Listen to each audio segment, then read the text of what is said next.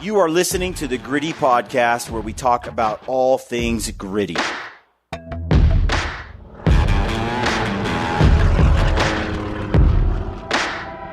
Welcome to the Gritty Podcast. I am your host, Brian Call. I'm joined by Brad Hunt, and today's podcast is about our hunt in Mexico. In fact, we filmed this podcast in Mexico in our little ranch house. Ranch house, whatever you want to call it.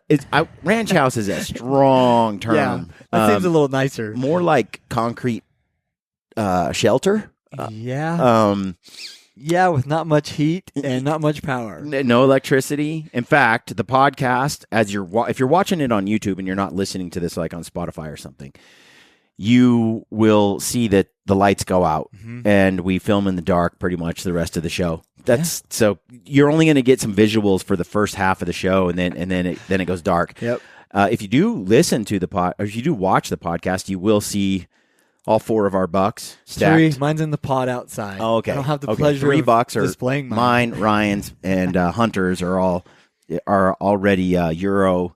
Yep. Boiled and cleaned, like on the table. We talk about the hunt. This hunt occurred in Mexico, like I said. It does give you some behind the scenes. If you guys have been watching our film series, we've dropped 4 episodes so far. Yep. We have a 5th coming this Sunday. So by the time you listen, if you listen to this podcast when it comes out, it's the coming Sunday. What is it, 26th? March 26th. March 26th. We're dropping the 5th episode. And on this episode, spoiler alert, Ryan does get a buck. Yeah. And if you want to see that film or the whole series, if you haven't been following, go check out the Gritty YouTube channel and watch them. I highly recommend them.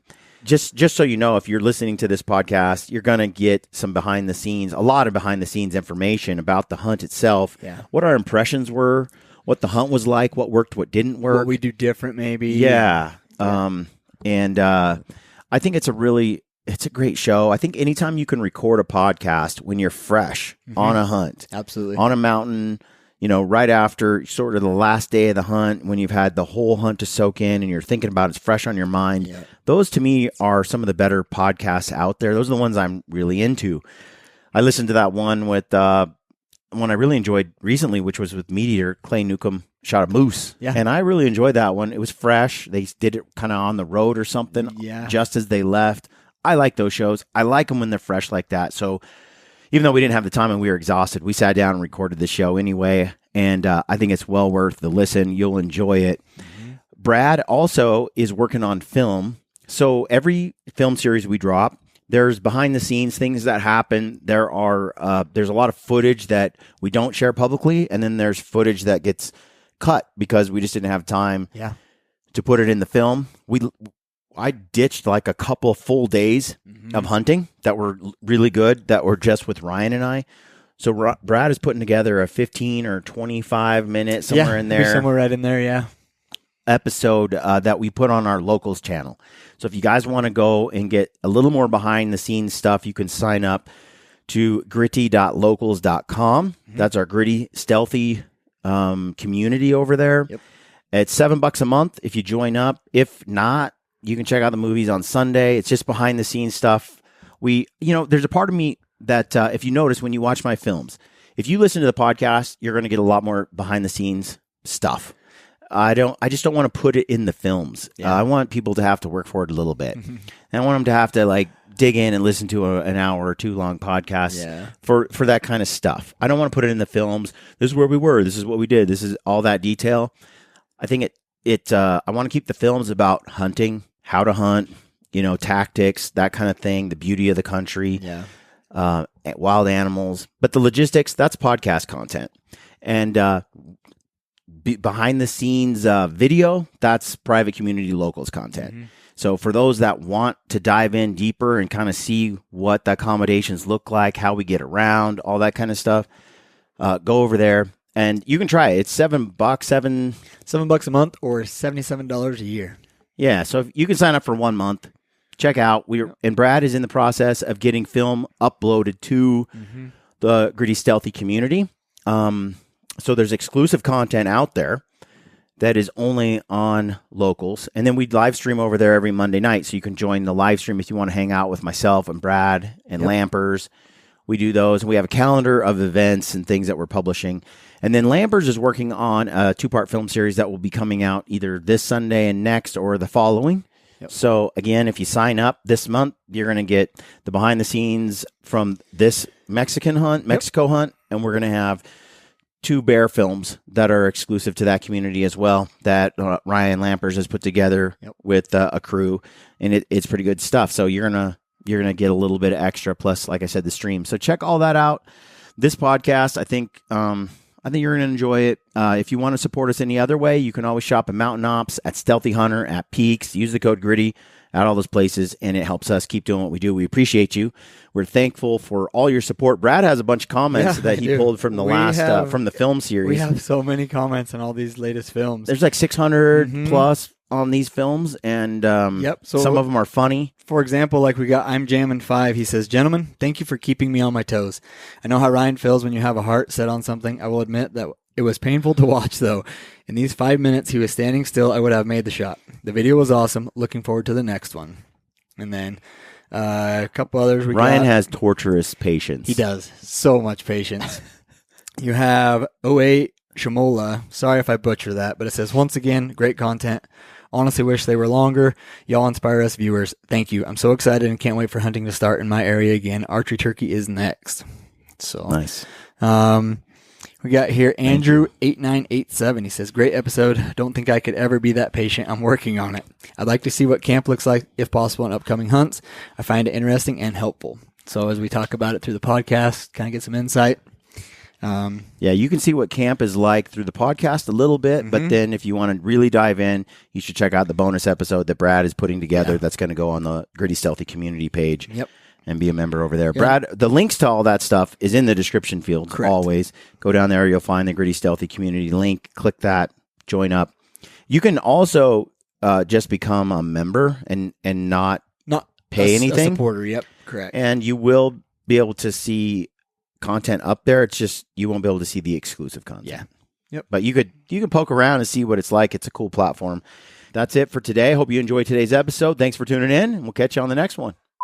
All right, folks, welcome to the Gritty Podcast. I'm your host, Brian Call, and today I'm coming at you from a hacienda in Mexico. And what is a hacienda exactly? I'm not sure. I mean, Randy Newberg just called ours a hacienda. That's what we called it. This is really more like a brick shack, like a tin roof brick shack in Mexico. It's got a big critter.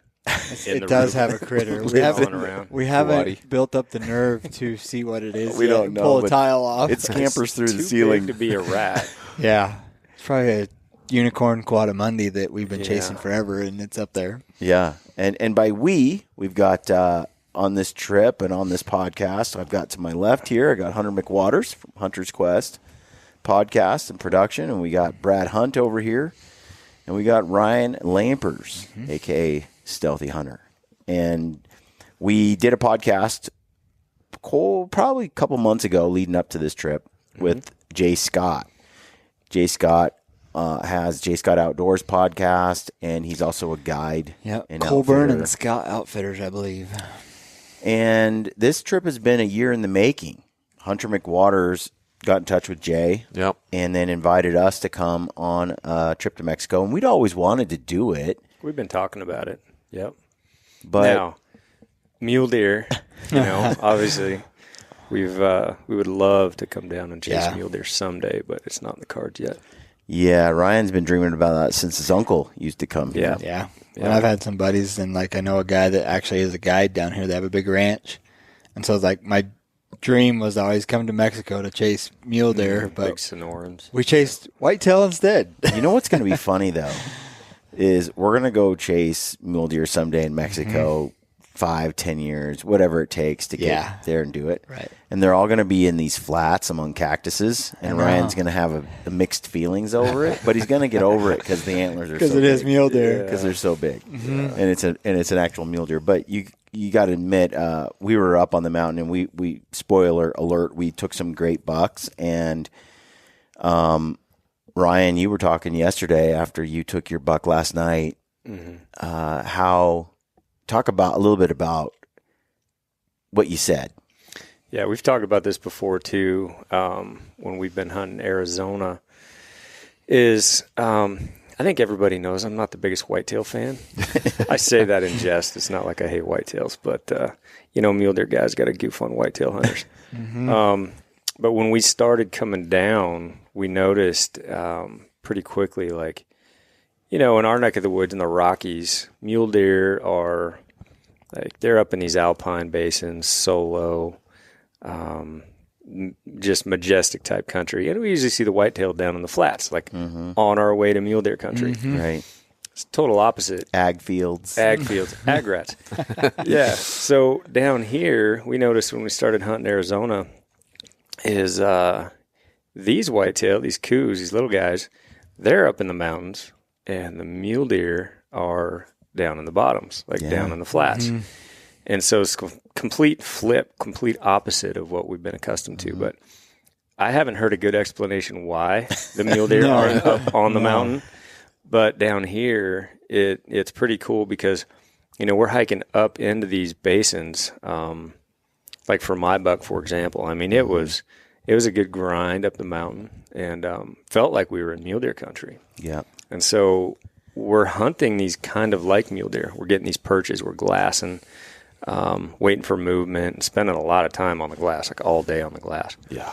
So it feels like you're mule deer hunting, but these things are tiny little whitetail, but similar tactics. Yeah, we were in these rimrock canyons looking down on, and I mean, as far as majestic country, it's hard to beat what we were looking at. And you've got the cactus, the red rock cliffs, yellow grass, it's just really neat to see it all. Yeah. And the other unique thing about this year especially is very, very low density. We're not looking at a lot of deer. Right. Yeah. We're just not. We have in the past when we've chased them in Arizona, we're seeing, 20, 30, sometimes more deer a day. A lot of does, a lot of like cruising bucks running ridges in the rut. Down here, that's not been the case at all. Yet, we're finding large bucks. We're finding good mature bucks. Yeah. We've seen. And a good ratio. I feel like the density is not as high, but like you see a lot of bucks. Few does. Yeah. Yeah. Yeah. Way more bucks. It almost feels like a 1-to-1 down here. Yeah. One thing that really stood out to me was and it could be a good thing or bad thing. I think it's more of a bad thing, but we haven't seen the fawn numbers very high. I don't know if I've seen a fawn. Yeah, I We mean, saw a couple. I think we've seen Hunter and I three. found a lot of deer. Like we were in a good pocket that was kind of like a corridor, and I think in all the deer we saw 3, maybe 4 fawns. I the whole suppose trip. that one in the water hole might have been a fawn, Could have been. but it looked like it was at least a year All old. these deer look like fawns, man. They're tiny. I know. Tiny. It's like when you pull them up in the glass, you're like, oh, that's a huge deer, and then you walk up on it, and it's like, they're so tiny. Throw it They're over 100 your pounds, shoulder. less than Yeah. 100 pounds. Although I got to say, from my perspective, not, growing up looking at elk and mule deer all the time. Yeah. I mean, they're definitely small, but I wasn't like blown away by the smallness. I was kind of like, oh, okay.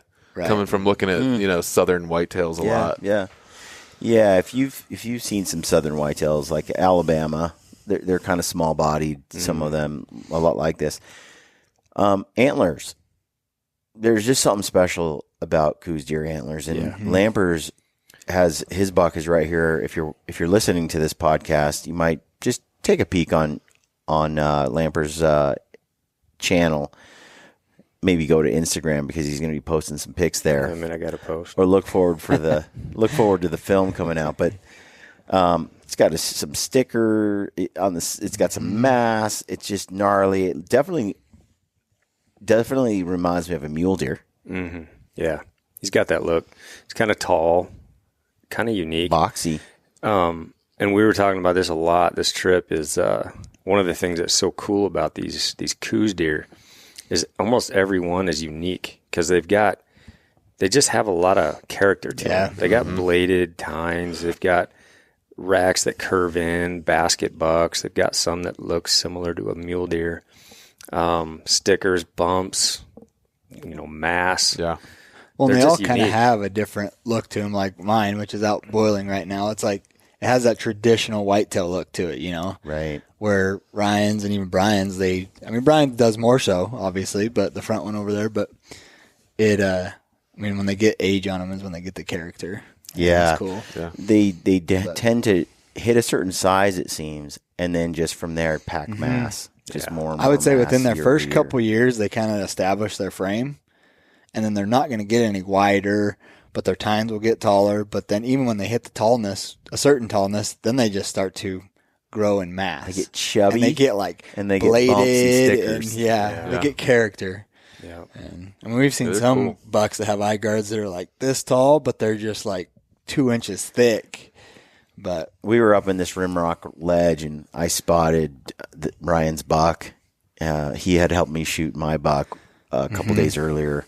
I shot a stud, Ryan, and I see this buck. And Ryan definitely had to shoot one bigger. That's like the main. Technically, folks, I think I spotted this one from like 2 miles away. No, I sent Ryan to the highest mountain up there. I picked this buck out though, and I'm like, buck, big buck. Oh, that's a big buck. And then Ryan looks at it, and he's like, it is big. And he's like, but it's a little bit clean looking because from far away, they're such small racks. Yeah. And they're such small deer that when you're looking at them at a long range, like 400 yards, 350, even when you have that, we don't have super powerful spotters. We're backpack hunters. Yeah. And so we tend to bring a lightweight spotter. Like a 40 power. And so we're trying to get a close look on it. And, Ryan was debating for example, remember that moose film I just published? Yeah, something about, he wasn't sure if it was big enough. He passed on the one that Chris actually took, which was a giant. And then it was like a 40-minute, I think he's legal when he's like 68 inches, 71, like monster behemoth moose. So, but you learned today, we all learn, when you're looking at these things, you do need to be careful because they are very, very difficult to judge because the difference between something like what Ryan has here and something 2 or 3 years younger isn't much different, yet it's all the difference. Yeah. Mm-hmm. And on these little coups, little things that come with age quickly add, if you're a numbers guy in inches, whatever, but it quickly adds, value to that set. And once you see bladed antler, bladed brows, for example, he's got age. And when you see stickers, they don't put on stickers and bumps and drops until they reach kind of generally a certain critical mass. Yeah, I think we were all in agreement. I don't know. I know what I was kind of going for when we came down. Numbers don't matter. We joke about numbers. We joked about them on the film. We're throwing stupid numbers out there, like 130 inch, whatever. Right. It's just nonsense talk. But like I was saying, just heaviness and some kind of uniqueness character to it, and that's pretty easy to find on these Coues deer for whatever reason. Let's jump back to crossing the border because I think we had some trepidation about that over the years. We had a podcast with Jay in which we discussed sort of what it's like to come to Mexico, the issues, the potential risks associated with it. We had our concerns. Jay has a process that's pretty dialed, so we went through him. There's others. What was that like? Yeah, Jay made it pretty easy. He's really accommodating, very thorough. That's what's nice with working with Jay is he is extremely thorough. And I'm not the one that got the conversation started. That would be Hunter. Yeah. So maybe you could speak to. Yeah, I did a podcast with Jay I guess it was like a year ago, and as soon as I got done, I was like, that sounds really cool. I want to do that. So I just told him, I was like, yeah, sign me up. 4 people. I didn't even know who I was gonna come down here with.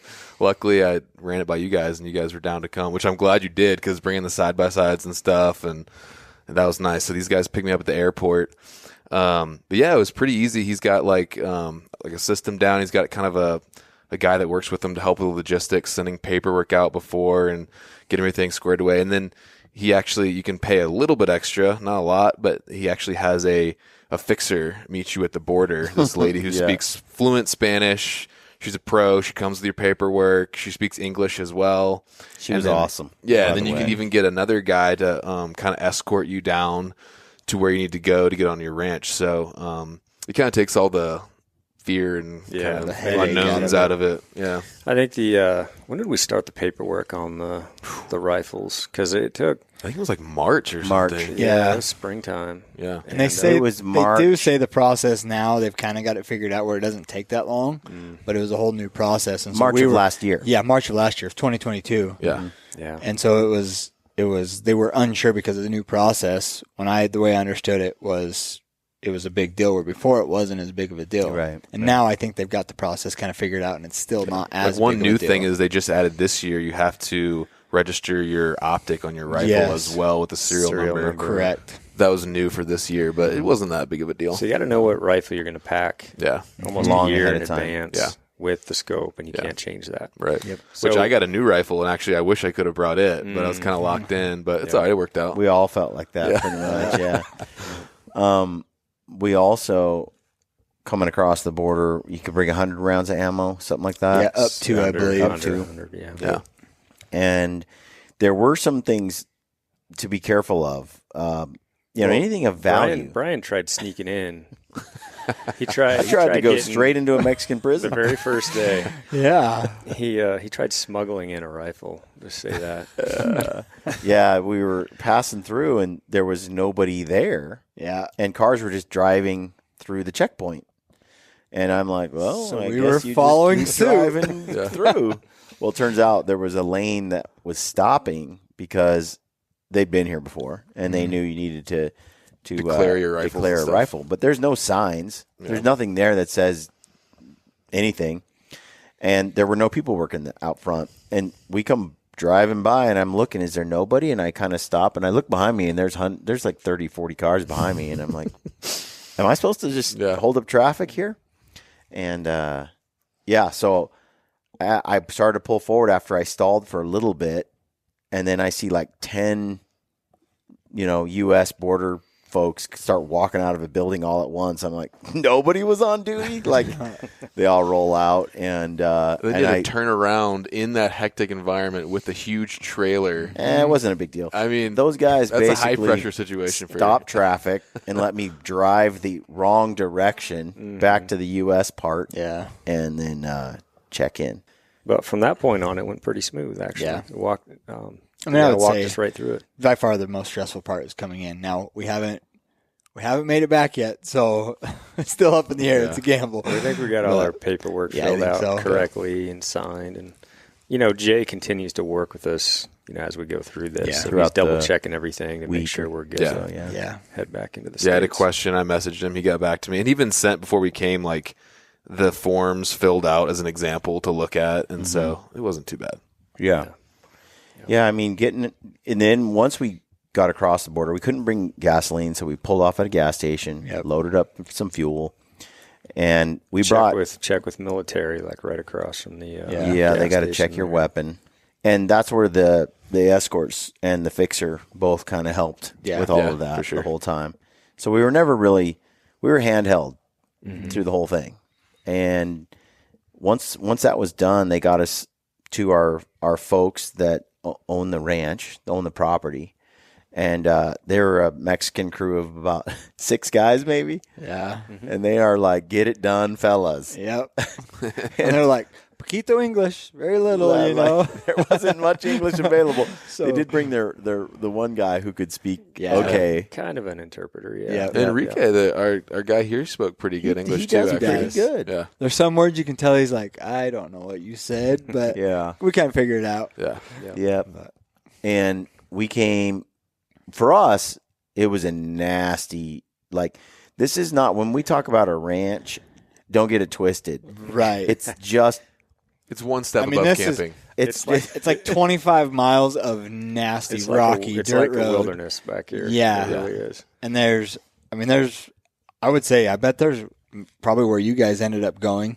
And we spent, some places Hunter and I hiked, and I doubt anybody has hiked there. Maybe the cowboy that lives by, but there are very few, I think, hunters that have gone in some of those places that we went on this trip. Yeah, we're in the Sonora Desert. Right. And it stretches forever. Right. Mm-hmm. And we're 20-something miles of nasty rock. Right.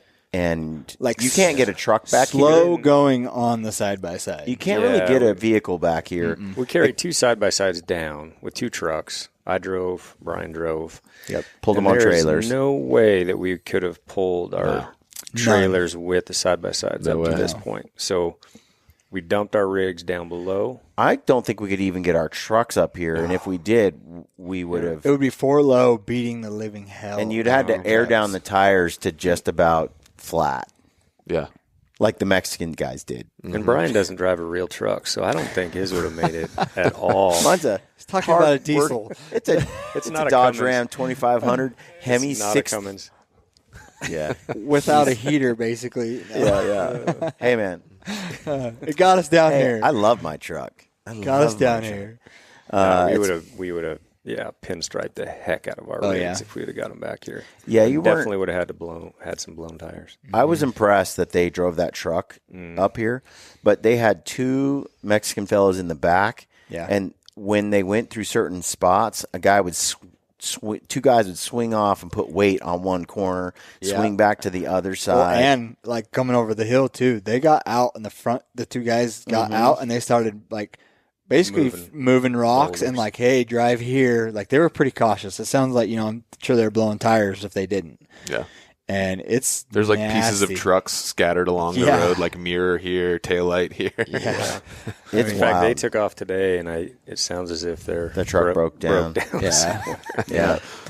So it was definitely, we just ditched our vehicles way back there at the main road and drove our side-by-sides up in here, and then we used those the whole trip. Yep. Yeah. And that was perfect. Now, I think we also need to clarify, too, when we say we ditched our truck, we just didn't leave it in a random spot either.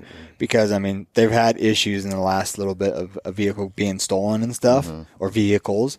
And so, through Jay and the owner of the property that we're on, not property, but the ranch that we're around, Ryan, you accommodated with them to, hey, stow the where's vehicles. a place that people are very active at as far as living that we can stow And our truck it was and trailer.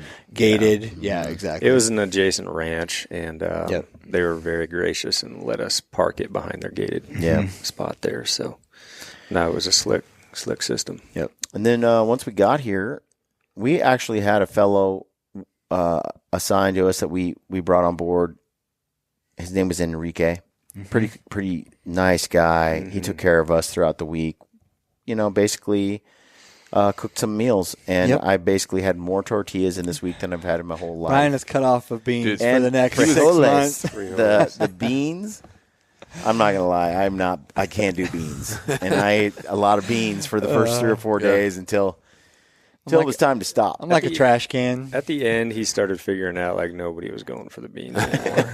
No frijoles. But he was making the tortillas himself. He said he made 116 tortillas a day. Yeah. Handmade. Yeah. They're good. He worked hard. So that was pretty cool. Now let's get back to the hunt, and we'll find out more because we haven't left yet, but we've done the paperwork. Jay made that easy for getting our antlers and stuff back. We had a choice. Jay mentioned in the earlier podcast, well, we could bring these deer back with the capes or not, because with the capes, you have to get rid of all the ticks. You have to pick them clean. If they find one tick on them, they get confiscated. So if you are bringing a hide back, I would highly recommend caping it off of the head, because if they obviously confiscate it, you don't want it to be attached to your antlers. So. We like Euros, and these Coues deer make cool. Because they got those troll antlers, Yeah. So they just, and these little skulls, they're cool. They're a cool Euro anyway. But we opted for the hassle-free approach anyway, and none of us kept the capes. But these fellas, They got them all skinned out, and they're keeping the hides. I don't know what they'll use them for Said exactly. the cowboy uses them, is what he told me. So he said the cowboy wants the hides, and he'll keep them. I think they make gloves and different things out of them. And they also, I mean, they utilized, we split some of the meat. They loved the meat. We ate a bunch of the meat. So that was cool. Because there's a number of cowboys that are working here because it's basically a cattle ranch. Basically a cattle ranch down here. And they lost some cows. So we were on the lookout for cows while we were out looking for some deer. And, but let's talk about the actual property, being here. We didn't run into anyone else. No. And we went miles and miles. We covered there was side by side 4-wheeler trashing roads everywhere. Roads that eat your vehicles. Yes, they will destroy us side by side. There was a few times where I thought Ryan was going to roll us off a cliff, but we made it. Yeah. Yeah, it is boulder rich environment. This whole, we call it the east side of this property, and it took us a while. And the whole time you're just like hoping you're not going to blow something out, the suspension or whatever. And I don't think my suspension's going to be the same for a while. I'm going to have to fix it up when I get back. Right. But fortunately, we had one blown tire we had to deal with the first day. That was like the first day, yeah. Yeah, first day. Yeah. Just came off the rim. We had to fix that. But I got an inReach message. Blown tire. We might need some assistance. Other than that, yeah. It is a huge area with no people. Yeah. Yep. But thankfully, because like I said, there's a very low density. We covered a lot of country. Yeah. Like we learned it really well, but there was a lot of country that we were not picking up any deer whatsoever. Yeah. No sign of deer. But now you got to remember this is a very wet year as well. So tall grass makes them really hard to pick up. It's about as tall as they are in a lot very And I would say too, the foliage on the trees. That's the fully green leaves. Yeah, where normally a lot of years, some of that foliage has fallen off, dried out. And the creek beds have water throughout. Yeah. It's pretty much everywhere. But there are just times where these deer were not moving. Yeah. Well, and like Jay said, this is the windiest. I think he's been down here 26 or 29 years guiding and stuff. And he said this is by far the worst as far as wind weather year. Because with the Coues, the wind, I think of any animal that we've ever hunted, the wind really affects their movement and their patterns. And it's not really patterns, but their movement. They just lay down. Their behavior. Yeah, and we noticed when the wind would lay down, that's kind of when animals got up. And started picking them up. But, I didn't expect to be in a puffy jacket this much. Ryan was in his puffy pants. We got snowed on. Yeah. We got snow. Yeah. I got snow one day and sunburn the next. Yeah, right. No, we went through long stretches not finding a single deer. And then we'd get a pocket and we could work it, see if there was a buck in there. But I want to say we were picky, but we didn't find the shooters. We shot the shooters we found. Yeah. Well, it was cool because we picked up your buck right away, and then it took us, was it the third day that we ended up? I think it was the third day after we had seen your buck that we went back in and we finally had figured it out to the point where we knew where to set up. We knew where to be. We almost got him the third day, but we had to go back for the fourth day. Was it the fourth day? Yeah. It took us a while to kind of learn that area and figure out where he was going, but we relocated him for 4 days and finally took him. And it's similar to mine. We found him, and then we didn't get him that day. We watched him a lot. He just didn't give us a shot, but we turned him back up the next day, went back up there, and ended up getting him. And Ryan's buck was miles into the spot. I really think we were exploring. It was really neat because I don't know who would go there. Right. Like the cows aren't there. There's no road there. There's no road, so nobody who's willing to go. Yeah, who's hike almost 2,000 feet. Vert. Yeah, I just am like, this is mountainous, epic, wild, remote country. You couldn't ask for a more wilderness type feel. And Yeah. I mean, we talked about spending the night out there a couple of times so we wouldn't have to come back because it was that far in. We never did, but we had that option. We did pack our sleeping bags once. But you know, I was impressed with the type of place we were hunting and how remote it was. And sure enough, I mean, we found that troll, and then we also found another sweet buck in that same pocket. And he's related to this buck. They're like no twins. doubt about it. Yeah. He's got the same sticker on the same side. It's pretty cool. But on the landscape thing too, like a lot of people probably hear desert and just think like traditional desert. But like there's like really cool like big oak forests and stuff like that too. Like there's a variety of kind of vegetation and stuff. This is much different than Arizona. Yeah. At least the southern half, you know. From what we've hunted in Arizona, there's two main differences. One, Arizona is like cactus and very, very open with mesquite fields that are thick, you know.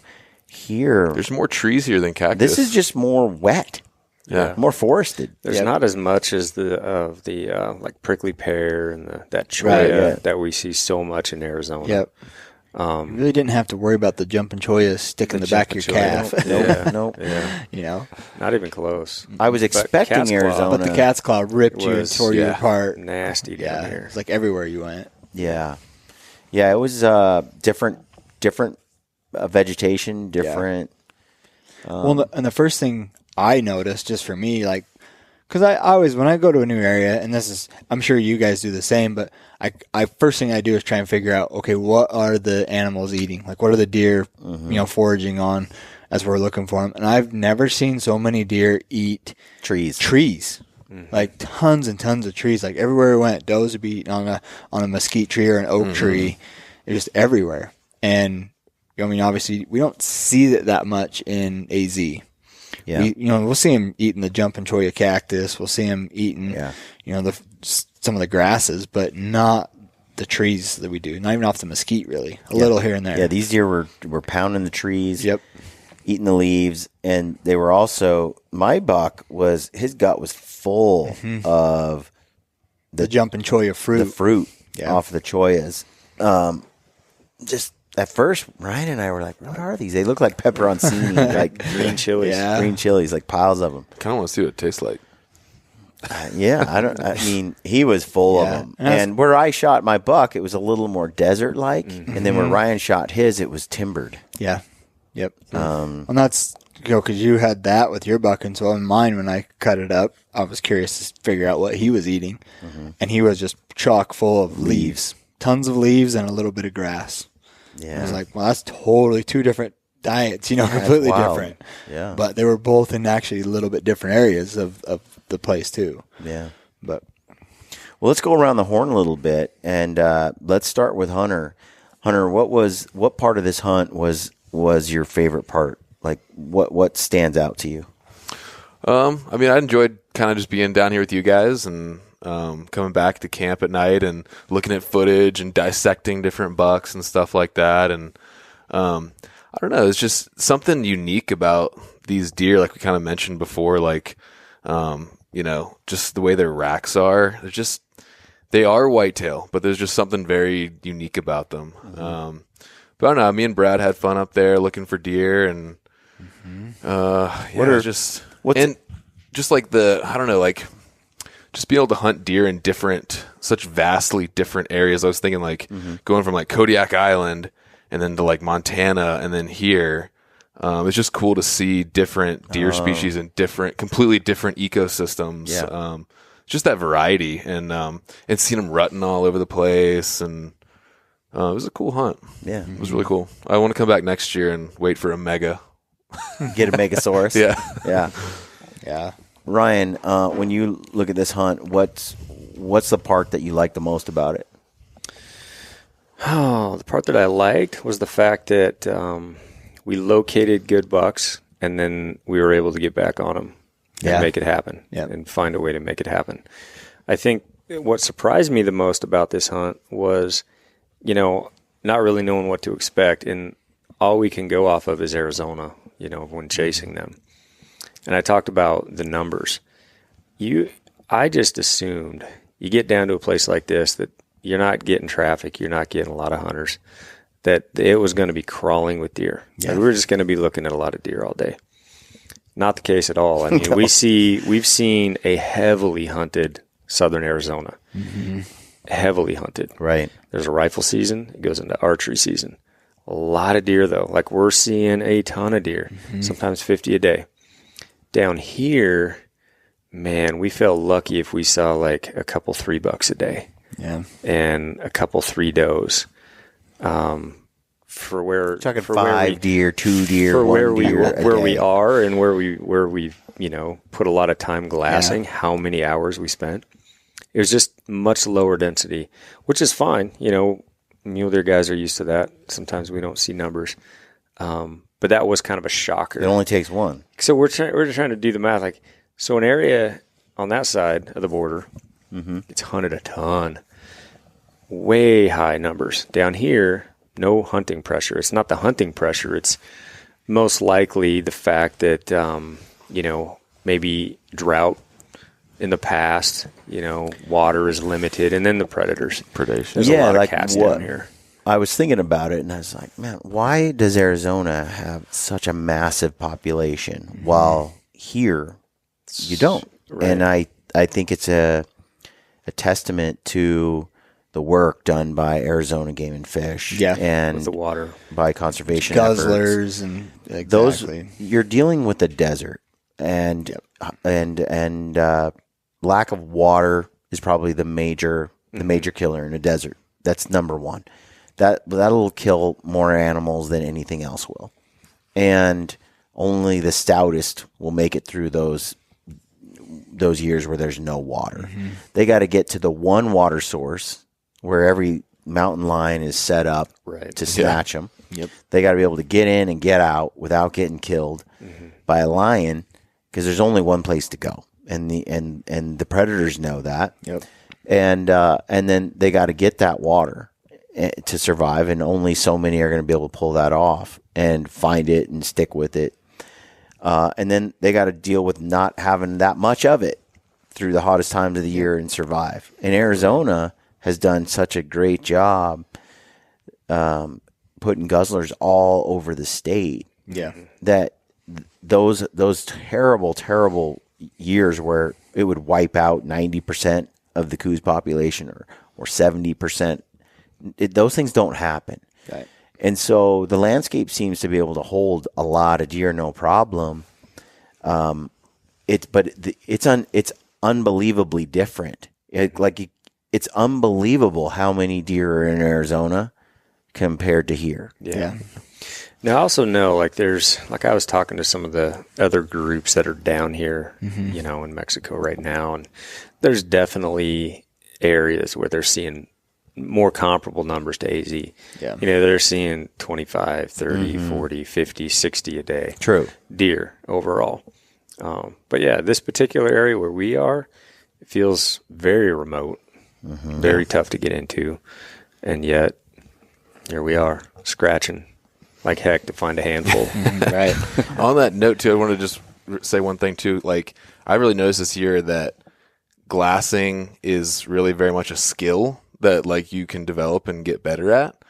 And this Did you figure that out after I shamed you? Yes, for that's what I was getting at. This is a great place to come and really, like, develop that skill and, like, practice, because, the first couple days, and part of it, too, is just my own kind of mentality going into it. But, Brad was just slamming me and just, like, spotting everything. I was just seeing, like, 2 deer a day or something. And then, like, the third day after you guys were, like, razzing me a little bit, I was like, all right, that's it. I'm freaking finding some deer. And so, like, after that, I was in my glass, like, all day, every day. And it makes a huge difference. And I started, right? And just, like, having the discipline of just staying in that stuff. Because you don't, even if you're, like, 300 yards away, you're not going to see them unless you got glass up. So, like, just having that discipline and just whatever you got to do. But, and then I started seeing more and more deer every day. And That's a great point. Yeah, because a hunt like this is all about the glass. Like, and especially when the density is this low, you're basically from morning till dark, you're on the glass. Yeah. Like that's what Ryan and I are doing, even on our mule deer hunts. It's because that buck might only stand up, walk 10 feet, and lay down. Right. And that's the only view you got of him the whole time. Yep. And you can't do that if you're not just constantly on the glass for that one, like, where the hard work, crashes into the perfect moment and you capture it and you're like, boom, giant right there. You'd have missed it if you didn't happen to have your face right in the glass at that exact moment. I was telling Brad, like, until like when I started Western hunting, like I didn't even carry binos when hunting. Yeah, right. Because like I'm in an area where you see 7,500 yards around you. I'm just not used to that. But yeah, it's a numbers game. Like the more you got that thing stuck on your face, the more deer you're gonna see. Right, and then you're just casting about all over, and it's possible that is the buck. That Ryan's buck right there is one that Brad saw from 2.5, 3 miles away. Yeah. And he just happened to be shining like a diamond in some yellow grass. I will say, normally I don't ever pack my big, like, 60 power spotter or anything. Mm-hmm. But on this hunt where I'm not fully backpacking, I'm like, I'm going to bring the bigger spotter. And so there were a lot of areas that I'm like, Hunter, he's looking here. He's got the 12 or 15 power binos and he's looking here. And I'm like, well, I can, with that big spotter, look further. I can look further, and on a pan head, I can just pick spots quickly and then go back to the spots and really look at, in the shadows and stuff. And I think too, to someone with not as much experience like yourself, Hunter, is you learn where to look for those deer. Like, okay, mid-morning, 10, 11 o'clock, when they seem to be their most active and up when the warmer temperatures start to come, they hit the sun, the grassy areas. But then after that, they start going into those deep shadows. Yeah. Mm-hmm. And they are so hard to see in the shadows. They're one of the most difficult animals to glass up because, number one, we've talked about this a lot throughout this trip. They stat you up on you, and they'll stat you for an hour, and they won't even move, especially these bucks. And they'll do it under a tree in the shade. You could watch one go to that spot, and then he'll just literally stare downhill for an hour and not budge. It's crazy. So if you're not looking in the shade and you're not really focused, combo that with how small they are and their gray bodies. Mm-hmm. Man, they can be really tough to pick up. They are. Yep. So you really have to slow it down. Yep. Yeah, absolutely. I feel like when you do, the other part is when you do see a buck, like you saw probably Ryan's buck, we marched right to where you saw, and this is the giant that was there. Dropped a pin, and I was like, he's in this area where I saw it. When they're far away like that, and you can still say, oh, that looks like a big buck, then you know it's a big buck when you're dealing with a Coues. Yep. And most of the time you're like, you can't quite see that it even has antlers. Right. Or when you do, you're like, it's a buck. Yep. You'll see a little shine or a glisten. Oh, when you're like, oh yeah, that's clearly a buck, then you know it's got to be a big one. Yeah. Yep. Absolutely. I think it's interesting the way that they move. Like Ryan said, they stat you up. I would say when we were glassing for your buck in that basin, we knew he was in there because we got a glimpse of him once. Mm-hmm. But then you won't see him again unless he moves. Yeah, you're not seeing him, and they didn't rut that hard. Mm-mm. So until they did, the little ones were like all over the place, but the big boys, they were just kind of chilling. Yeah, there's definitely like little time frames that we picked up that were real active. Like between 10 and noon, I would say was the hot time. Yep. Sometimes early it was very slow, and it'd take a little heat on the mountains, sun to come up for them to actually start moving, kind of like today. And then again, like we basically would say 1:30, 2 o'clock. It's like, get ready, 1:30, 2 o'clock's coming because they're going to get back up, and they move for 45 minutes, and then about 4 o'clock, it's like dead. Absolutely super dead. Where I'm normally used to looking mule deer, like, oh, they're 4 o'clock, 4:30. You got an hour before dark. They tuck in. They didn't move at night at all. None. I watched a boat in AZ. You see them running a ridge. Yep. You see them like popping out of the woodwork. Yeah, I watched a doe one day. She bedded like at 1:30.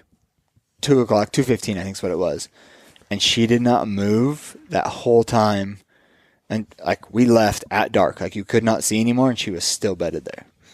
Oh, same. We had areas like up in this particular basin where we were watching my buck rut this doe all day long, just never presented a shot.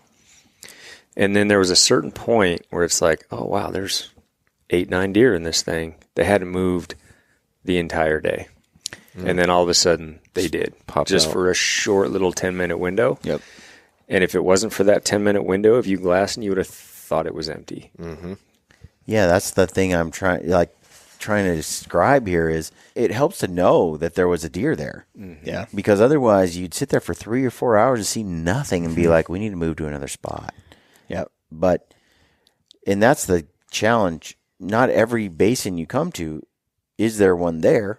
Yeah. Right? And so you don't want to waste a whole day there. It's a tough hunt, man. I would say, there's at least 2 times, if not 3, like we caught a glimpse of a good buck and then disappeared, gone. Like, so fast. And then you spend a couple days, you're like, oh, he's got to be here, and he doesn't come through, he doesn't turn up. I mean, he could be laying in the draw right there, but he's not moving. He might just have a doe pinned down or whatever.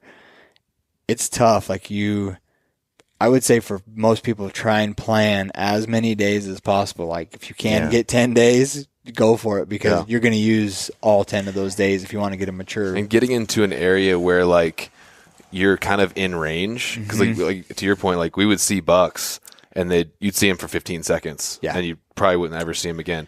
So like getting to a spot where we were, spend a few days where it's like, okay, if I see this deer, I probably can at least get a shot. So just kind of being ready. Yeah. You know what I mean? Yep. Well, I think one of the big things that stands out to me is this hunt, you could make it whatever adventure you want. You want to basically make it like about food at the place, coming back and just enjoying the company of your buddies. Great. But we could make this a backpack hunt. We can make this a 10-day backpack hunt and cover some country. And I mean, it would be big country, like where you killed your buck, Ryan.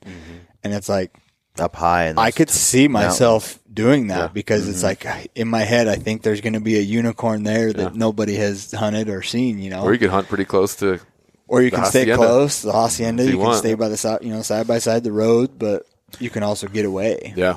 One of the unique things I experienced was with my buck. My buck was probably the most tweaked out, high strung, like insane rutting buck we saw this trip.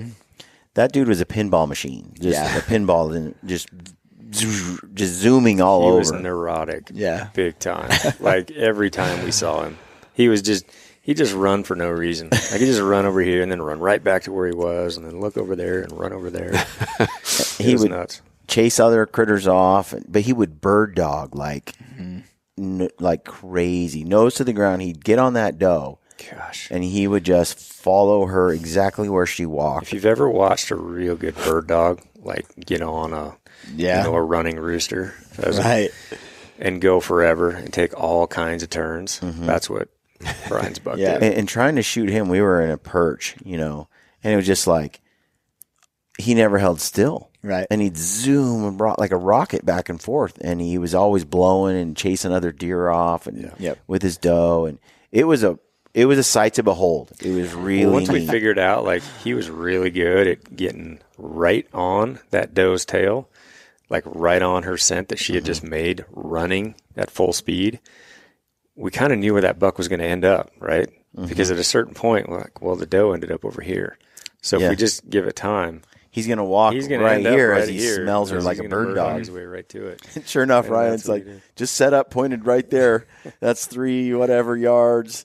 Yep, let's wait. And he just comes right over. I think, this is such a vast differentiation between the terrain. Like, you hunted a lot of the really open country. We got into some more of like we had open patches, but it was pretty thick. But it was like, it seemed like a corridor where deer were just coming through. Because we saw probably double, or if not close to triple, the deer you guys were seeing in days. And it was like we would watch a deer, and we had an opening, a pretty good opening, but all of a sudden they'd pop in there, and then that buck chasing a doe, he would zip from the top of the mountain to the bottom of the mountain, where you think you're going to get a shot some point in between that. And that deer within 3 seconds was from the top to the bottom and gone. Yeah. Like it was like, well, there's no possible way you're going to get a shot at that deer because they're just cruising. Yeah, they don't stop. Where you guys, we're kind of focused a little more on that really open country that give you like a little kill box, type thing. Well, and it wasn't even open as much as it was elevated. Right, elevated. We were above them, looking down on them. And, and we definitely placed ourselves in areas where we kept saying kill box. Yeah, right. Because that's kind of what we were going for. It's always a challenge, right? Because you want to hunt the spot. Yeah. Ideally, especially with a bow and arrow, you often sacrifice the hunt. You got to hunt the right terrain. Yeah. Otherwise, you could spend all your time trying to arrow a buck in a horrible spot. Right.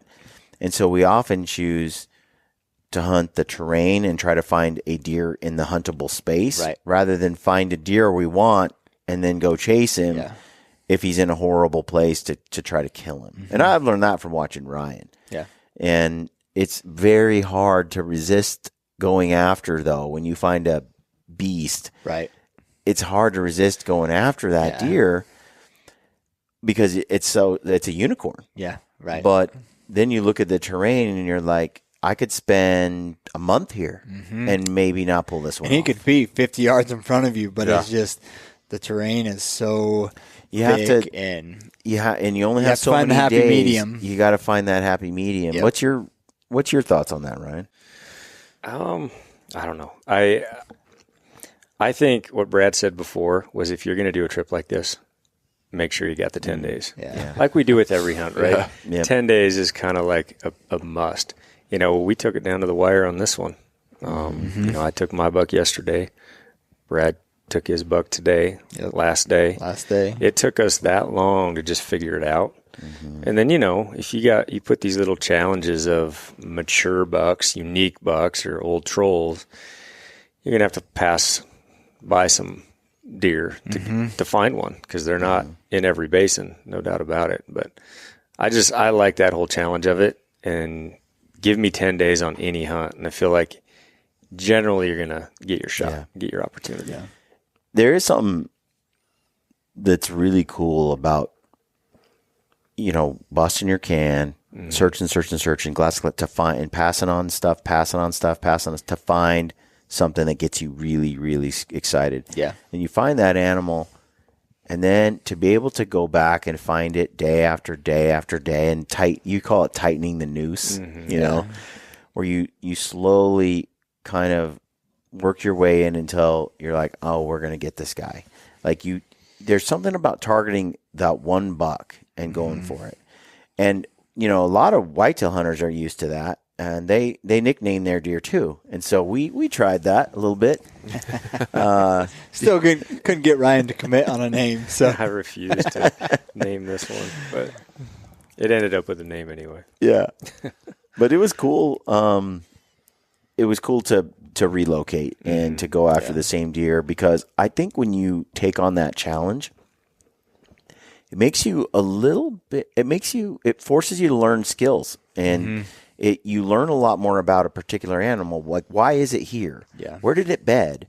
It travels here, but I don't know where it's feeding, and I don't know why it's on this mountain or on that mountain. Yeah. And you start to piece it together, and you start to understand the animal as an individual too, because I think people don't realize how unique some bucks will travel, a mile square radius. Others will only go 1,000 yards. Well, and I would say too, on a high water year like this year, it makes that more difficult, I feel, because, on a low water year, you're like, okay, this is the only water source. And it may be something that you find that's away from the easy access stuff, but it's kind of the only one water source. And so they're half a mile, 3/4 of a mile within that spot where these bucks could cruise, go from, instead of being in this canyon, they're over in this one day because they got water over here. They're not coming back to that same spot. Yeah, we decided to try to hunt the traditional water spots, where most likely every year there's going to be some water Right. in this area versus, like this year there's water everywhere. But to what Brian said about like you learn these bucks, for example, Brian's buck, like we talked about, was just neurotic. He would see a doe and like a doe over here, he's zipping over there and he's all over the place. There's like another doe, and he'd probably zip over to that one, and just neurotic. And he was ready to fight every other buck that was there. Like, just kick all your over ass. the board. And then you look at my buck, and we had the chance and the opportunity to watch him for basically a day and a half, and he was calm, reserved. He had one doe on his brain, and that was it. He had other does cross in front, run in front, and it was like he wanted that one doe, and he would stay about 30, 40 yards away. He wasn't like pushy, chasing her and sniffing. It was in just fact, sitting back and waiting for her to be ready, and he did that the entire day. Yeah. Yep. He was a gentleman. Total gentleman. I called him Casanova. I nicknamed him Casanova, the playa, because he would just kind of shadow her, and she would she was totally flirting, like, come follow me. I'm going to run this way. And he'd be like, oh, come on, girl. Do we have to do this stupid game? And so he would follow her, and she'd get a little bit, she'd try to give him the slip, and he'd be like, but he didn't want to, she wanted to be chased. She would zip like 100 yards and then would watch my buck, like not go right after her, but kind of to the side. He'd just keep one eye on her the entire time. As soon as he'd see her, he'd just stop and chill. And as soon as he got kind of close, she's like, I'm going to run. He'd be like, don't run. I'm not going to come any Don't closer. do that, girl. And what was funny was she kept trying to get him to chase, and he just wouldn't do it. He'd just do it a little bit. And just enough to keep her in sight. But she just kept flirting, and then she started getting a little reckless and irritating him. And it looked like she didn't pay any attention to where she was going. Right. And Ryan's buck was always like checking for danger, despite the rut. Head on a swivel. And she was like, she was reckless. And she's just going places. She's not smelling, checking, looking before she goes, charging into a spot. She's just being stupid. And she goes up this hill, and we're like, oh, no, they're going to leave the basin. They're going to leave the pocket that they're in. And it was the weirdest thing. He's like, he had enough. He got up there where she got kind of on the outskirts. It's a danger area. And you could tell he was like on edge. And he was looking around like, girl, you got us in the, we're too far from home. We got to go back. It's cat country. And he starts stomping his legs, like stomping. And you can tell he's just stomping over and over again. Then he switches legs. Yeah, he stomped so hard with one leg, he switched to the other leg. I mean, it was wild to watch. And he was kind of like letting her know, like, this is stupid. Where are you going? This is enough. If you want to flirt, let's go back down here where we know there's no cats and no danger, and it's our bedroom. But this right here, I feel like I'm going to get killed. Let's go. You're trying to get me killed? It was really neat to watch, and totally different behavior from my deer. Yeah. And one thing I was thinking too, just that's interesting from like my perspective, like I'm used to more of like ambush style hunting. You kind of have a spot and you kind of like wait there. Whereas, this game is much more about like going towards the deer, like you're saying, tightening the noose and stuff. And it's like you almost have to, like, I notice you guys, like when I say like Western hunting kind of guys, almost have like this sort of confident, like bravado is like the word. It's like, I see a deer 3 miles away. I'm going to like, for me, it's like, okay, cool. Let's find one 300 yards away. But you guys are like, I saw a deer like in the next 3 miles. Let's go there tomorrow. Yeah, let's go over there. It's like almost like sometimes like in soccer, like the best you can do is just lob the ball at the other end of the field. Like the best I can do is just get in the arena, and then we'll see if we can find him again. And then just to have that confidence of like, oh, okay, there's a deer in here. I'm going to find him. Yeah. If it takes 2 or 3 days, like we'll find him. Well, that was to me, it's like, you're never going to find that thing. But you can if you like actually go in there and do it smart and you're patient. It's totally different, like, kind of mindset and style, and it's like how this last hunt, the buck I ended up shooting, we saw it like 2.5 miles away, and I was like, oh cool, all right, let's find something we can actually kill. And then we started looking at it. We're like, no, we can get over there. You know, it's just a totally different like mindset, and it's cool. Well, and going back to how you want to make this hunt, like that day, for example, Hunter and I just caught a quick glimpse that I knew was a good buck. Yeah. When he said that, I was like, oh, cool. It was a good buck. And I'm like, way over there. Well, Okay. we got to go over there. So we went on like a 3.5 mile backcountry hike, and the whole time I'm like, I wish we had a sleeping bag and I could just stay back here, and we could hike to a high knob and we could glass the next day, you know. But we didn't, and I'm like, what could have been if I had just stayed there for 2 more days, you know? And like we'd have found that buck again. Yeah. He was there. I mean, he was miles up there, and nobody's bothered. That's him. it right there. He's That we'd have found him. Like to me, it's like you're never gonna find that thing. But yeah, you Right. can if you really like try. right. No, I think that's a great point. You know, sometimes we take for granted having done it as much as we have.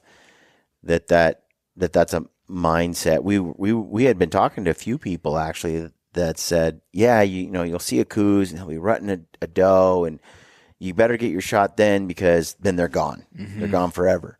And it's like, actually, we've discovered the exact opposite. Yeah. They seem to hold in tight pockets.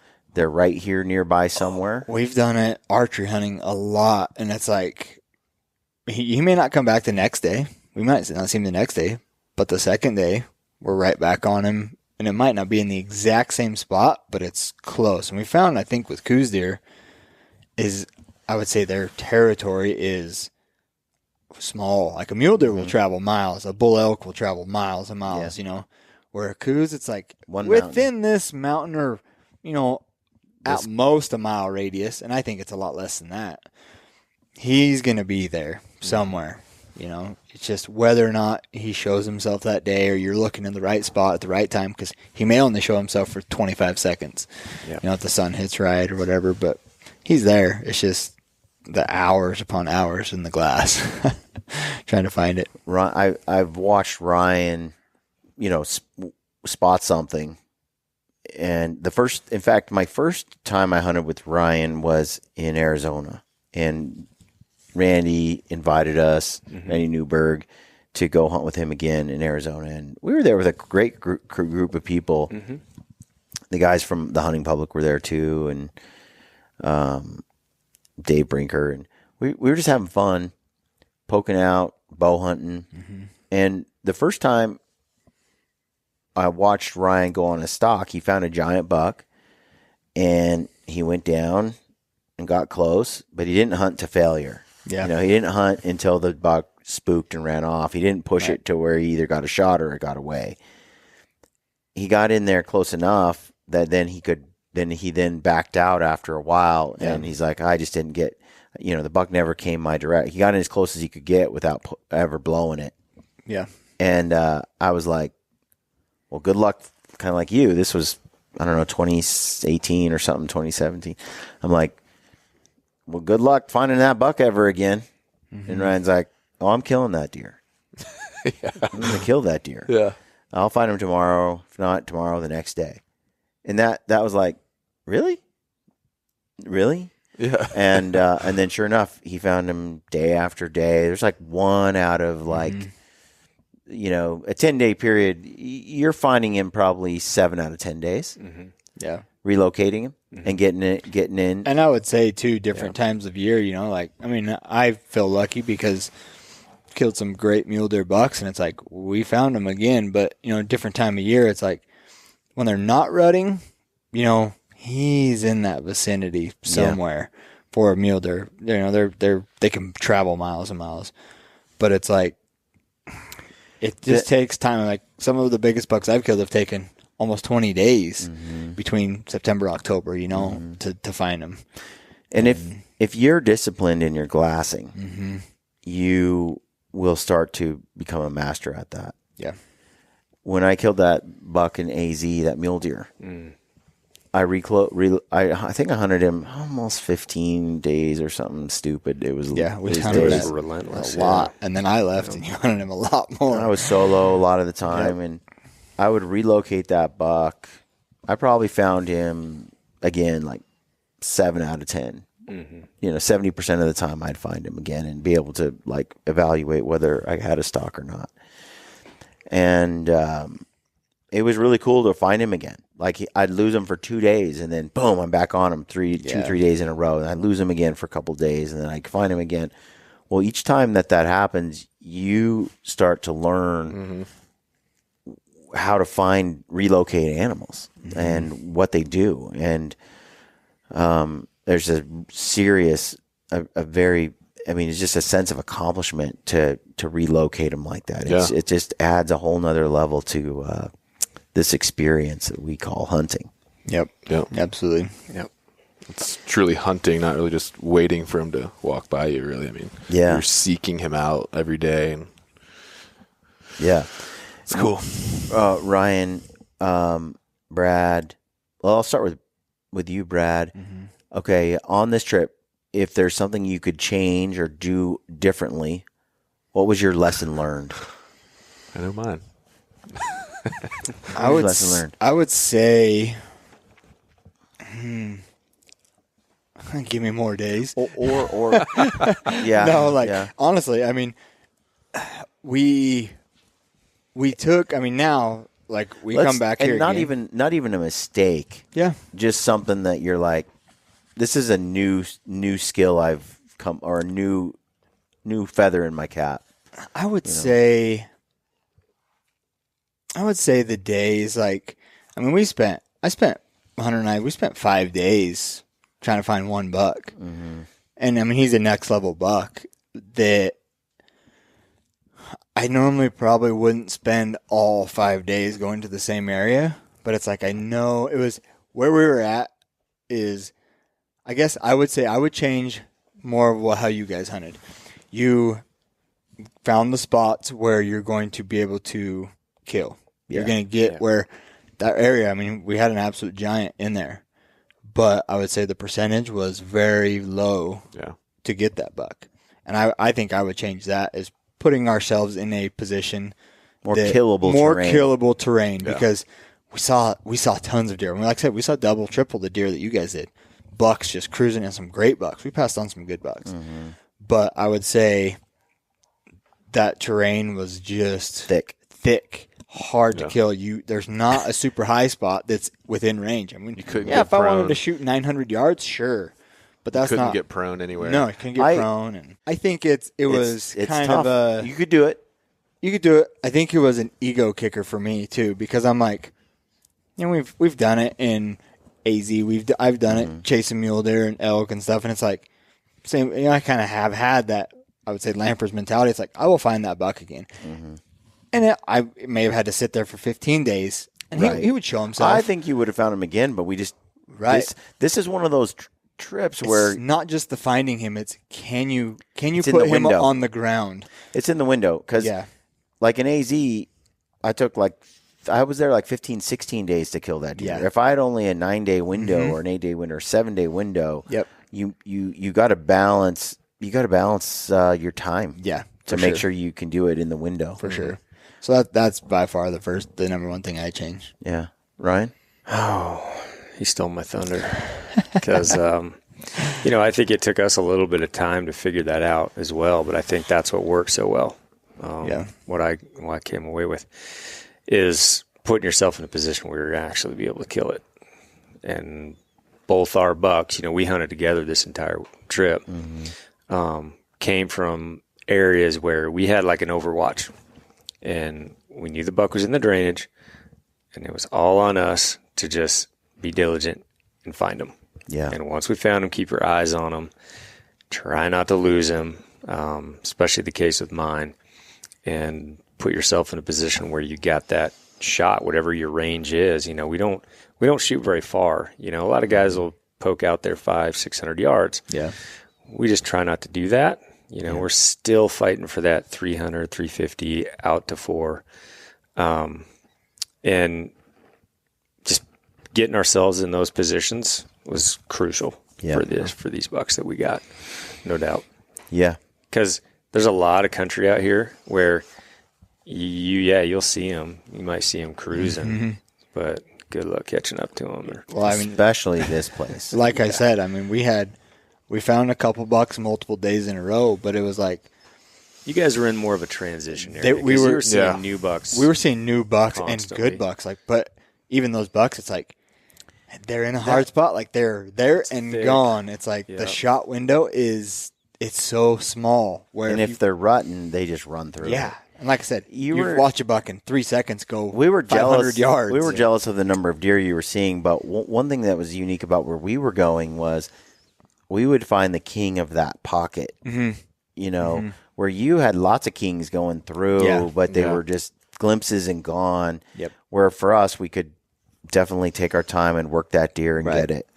I mean, we were ridiculously confident that we'd go back and kill our bucks on both occasions. Like with Brian's, we just knew we were going to kill his buck. And then with mine, same thing. Watched him all day. I was not bummed out whatsoever that day because I was like, we got more time. We'll come back tomorrow. I'll be there if we tomorrow. don't do it tomorrow, we'll get him the next day. Yeah. He ain't going anywhere. Two things stand out for me that's just reinforced. And one of them is that very thing you just said, and that is patience. You know, patience kills the buck, as Brian Barney says, as you say, as I say at this point, patience kills the buck. I think we needed 10 days of patience because we only had 5 at that spot. But patience kills the buck in the way that when he's in that basin, and here's the third thing, judging Coues deer is tough. I was just going to say that. I was going to say, because we've talked about this so many times.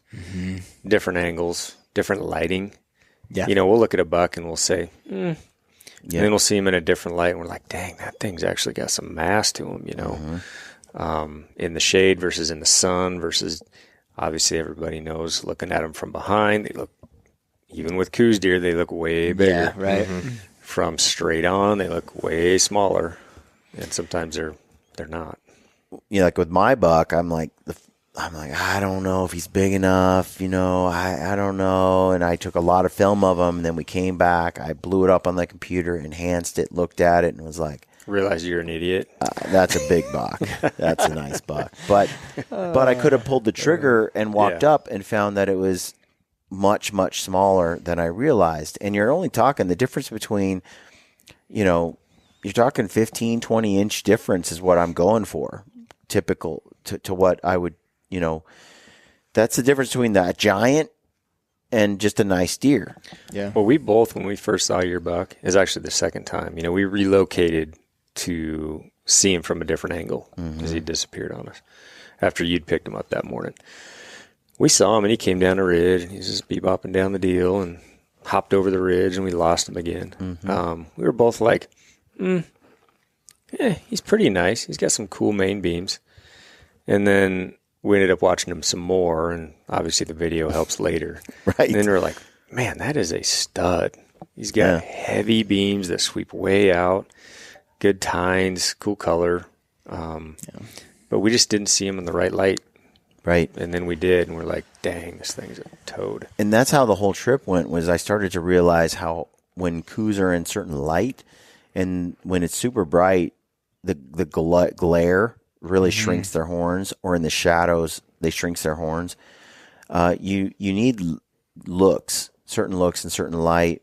And the thing with Coues that can catch you is you can make a snapshot. Yeah.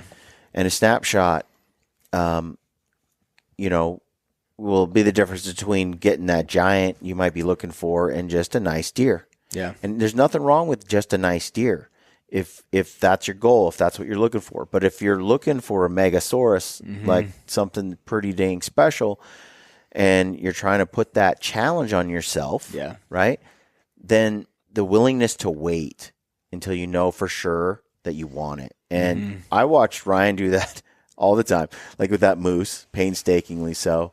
On this deer here, you know, I'm like, that's a big buck. That's a big buck. And Ryan's like, is it though? Are we sure? And we got to watch that thing for a long time and filmed it throughout the day. And then Ryan's like, oh, he's got trash. Oh, this. Oh, that. Yeah. Okay, now I'm going to take him. We looked at that thing for hours before Ryan was comfortable going, okay, confirmed, check, And he's that a big goes- deer. That goes back to what, you know, I said is putting yourself in the terrain that Allows AKA for that a kill box analysis. that allows, because there were so many times it was like, choop, a buck went through on us, and I was like, that looks like a pretty good buck. And we'd get it on film, and so I'd go back on camera, and I'd take a still photo of it, and I'd zoom in, and I was like, nah, that was a good buck, or no, that one wasn't quite a good buck, and this buck's really wide. But in the split-second moment, You don't have time. you don't have time. And they're too small Yeah. to in general to tell the difference between a tanker and a nice buck. I mean, I feel like, I'm not saying I'm great, but I do feel like I have been pretty good about, like, yeah, that's a good buck or not a good buck, being able to see a lot of deer. And there were some of them I'm like, but again, going back to lighting and stuff too, it can be very hard. And when you just barely see them, you get a good idea of what a big deer is or what a next level deer is. But at the same time, when they don't give you the time to analyze what that buck is, it makes it really, really tough. Yeah. So that was it, is being patient in by not taking the buck that day, and same with mine, we were able to go back, look at it, stew on it, think about it, go look at another spot, see what else is out there, go back, relocate them, look again.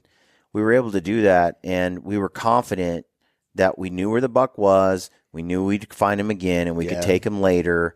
So we didn't have to pull the trigger now. We didn't have to just go and do it now, because you're only going to see him once and never see him again. We didn't feel that way at all. We were like, no, we'll come back and we'll get this buck later. Yeah. And sure enough, we did that with both of our deer. Yeah. And that's what it took, I think, to make sure we didn't shoot something that was just... Well, and we come back next year. I got some spots that I want to go. They're like, one, I saw deer there, but two, it's like there's a spot where you have a high vantage point and you have time to analyze the buck. We found a couple nice ones on that east side we were going to, and that spot had some kill boxes. And we just happened to hit it. We went windy day on a windy day, and everything was laying down. Yep. The final thing I'll say that for me, I think, is another really important lesson to always remember. On both of our deer, my deer and Ryan's deer, we knew when to attack. Like, we were patient, we held back, we came back the next day, we waited and we waited. But back to what you were saying, Hunter, there's a point sometimes where it's like you could sit here and hope they come to you, or you can just get there and make it happen. Yeah, right. And in both cases, Lampers and I, like with his buck, we're like, man, if we sprint up this mountain and get to this new spot, we could probably get there and take him now. And we were hoping he would come to this other spot, but we're like, no, we can get him. And with mine, it was similar. It was like, dude, we're in a great spot right here, but we're dependent on him. Yeah. But if we bushwhack through this stuff and get over to this other place and we set up right there, if he comes in, we'll have our shot. Well, I mean, it's the same as even on my buck, too, today. Exactly. It was like we were here. We thought he was going to be here. We saw him, a couple days before or whatever. And it was like, he's not here. And so it's like, okay, let's get to that spot. Yep. And we know we can get a shot at him. Yep. And that's exactly what happened. So, putting yourself in that position to do that. Yeah. It's a balance, though, Yeah. when to move in closer and make that happen. And I think a lot of Coues hunters, I've just watched the hunts on film. Yeah. Where we opted not to shoot that day. We'll come back tomorrow. And then the next day we're like, we could have taken 500-yard shots all day long, 600-yard shots all day long on all our deer, 700 for sure. We didn't. We waited until we got under 4 and sometimes under 3. And I feel like waiting, first of all, you're able, and getting closer. Yeah. You just reduce the cone of variables that can go wrong. But I would say not too close. Like, I will say, I felt like the deer here weren't as high alert as like what we've hunted in Arizona, but you're still like, I don't want to be any closer than like 150 or 200, but then I don't want to be any further than 400, you know? So it's like, where can I be that's that happy medium where I'm not going to get busted, but I'm still going to have a good My shot? point is, you know, getting close, being patient till you get the right shot is, you know, I think too many times people have that idea like, I got to shoot now or he's going to get away. Yeah. And he's 700 yards. I think I can make that shot. Yep. And it's like, if you're on a 7-day hunt and that's day 2, just wait till day 3 or 4 or 5 and get him in a spot where you can't miss and then take him then. Yeah.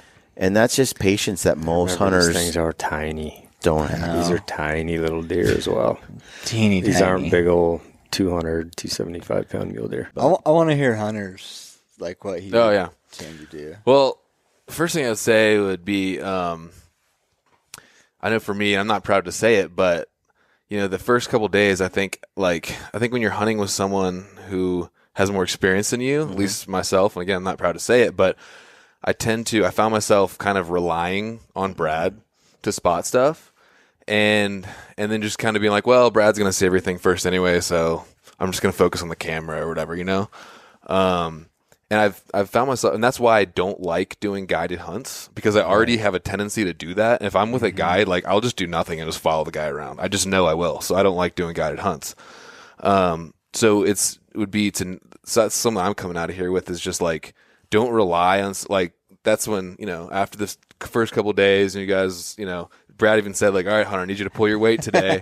And I was like, you know what, dang it. Like, I'm not waiting for Brad to spot everything. I'm freaking getting my binos on tripod and I'm finding some freaking deer. And like, after that, I was finding a lot of deer. Yeah. So don't rest on your laurels. Like, push yourself to be better. That's where going on solo hunts makes you a better hunter. Yeah, absolutely. Yeah, for sure. I used to defer to people who had vastly more experience than me. Like even Ryan, you know, has killed a lot more animals than me.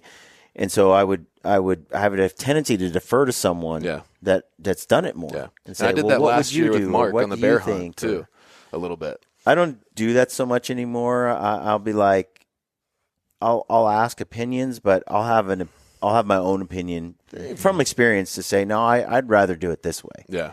This is an approach I'm more comfortable with. Yeah. And I also think, especially with a bow and arrow, that's critical because you know your own skill set and abilities better than someone else. Like the way that someone else might approach a stock might lend well to their skills or their talent or their whatever. Yeah.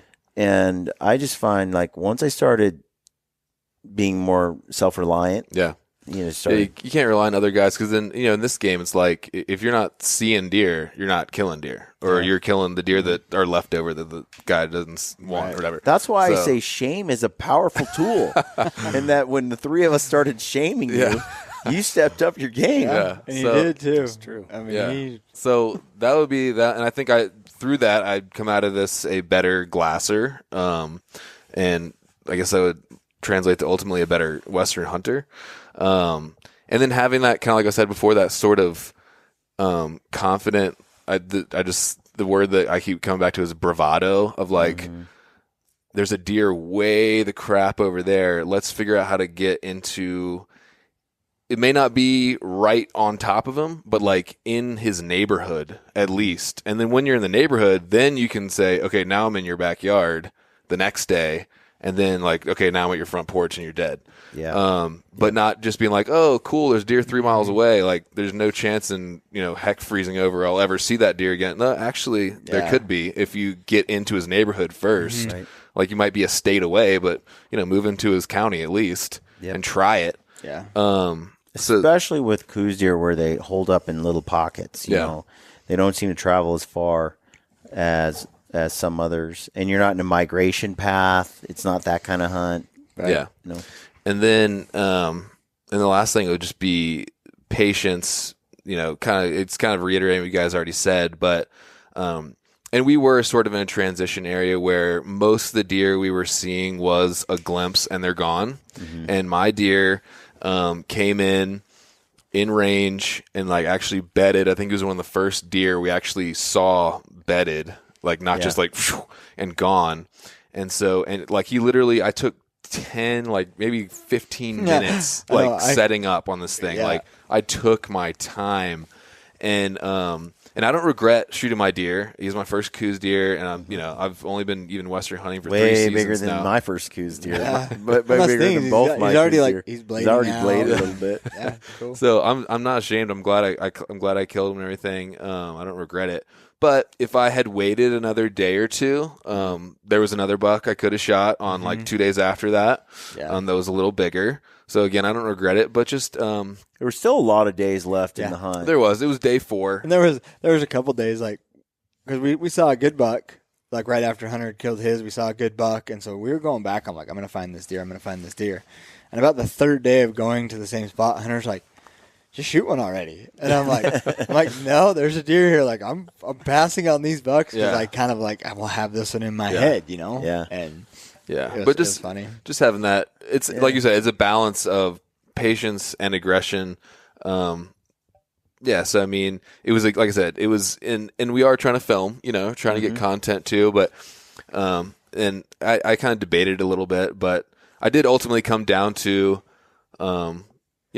if I was here hunting just for myself alone and I had this shot opportunity on this deer and I was rock solid, steady, I would take it. So I said, I'm not going to worry about if people say, oh, you got the smallest deer or whatever. I don't care. I'm going to take it. So, so it's a balance. I'm not regretting it, but at the same time, like I think I come out of this with a little bit new goals. New Next goals year. And more patience. Yeah. And I think every time you take an animal like you did, that builds confidence for the next one. For sure. Because you made a great shot. You set up, you stayed within your abilities, you took a shot you were comfortable with, you took your time, and you made a great shot. Animals down. That's a confidence building moment for you to then build on top of the next one. Yeah, and I'm just being here hunting with you guys. I'm just trying to soak everything up like a sponge, absorbing so much. Like it's so cool to be able to like learn from you guys. And so I feel very blessed to be able to hunt with you guys. And I think the other thing too is, every time you have a controlled situation like that with your deer bedded and, you're able to get set up, it also builds knowledge, which builds experience, which, also then in turn builds confidence too. And for sure. When you can continue to build knowledge, and I mean, we all learn something new on every hunt, I feel like, and when you progressively put the time in to try and learn something or to gain more knowledge of an area. Like I always keep a log on my phone when I'm in an area, and I'll be like, okay, this day the wind was blowing this hard. This is what the deer were doing. I always keep like a log like that. I have for a few years now. And it's like the amount of knowledge that when we come back to this area, the amount of knowledge that I have, say for here or somewhere, it's like it continues to grow, which then in turn you can go take that and translate it to somewhere else that you're hunting, and it's just. Yeah, I mean, I think I've come out of this like with a better hunter. I mean, just even like little stuff that I just pick up from Brad, just because he's been doing this since he was like 5 years old, and I've been doing this for 3 years. So like even stuff that he just knows, just muscle memory. Like I'm studying like how the heck does he walk down a hill that fast and not tear his ACL? And then I figured out there's actual way you walk to go fast and like not break your leg. Just stuff like that you guys are just like you just know. It's all stuff I'm absorbing, so I think I've definitely come out of this a better hunter a little bit. Yeah. Well, folks, I hope you enjoyed the podcast. We should wrap it up.